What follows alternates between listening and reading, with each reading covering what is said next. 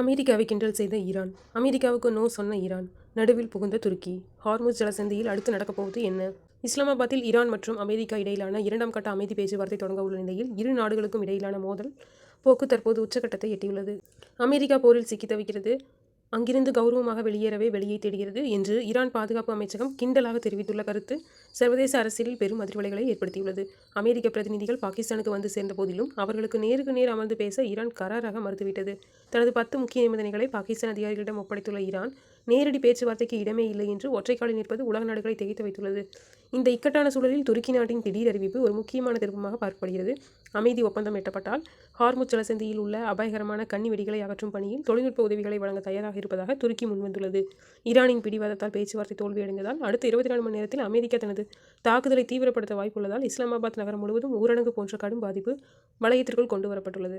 ஈரானின் இந்த அதிரடி நிலைப்பாட்டால் போர் பதற்றம் குறையுமா அல்லது நிலைமை கைமீறி போகுமா என்பது இன்னும் சில மணி நேரங்களில் தெரியவரும்.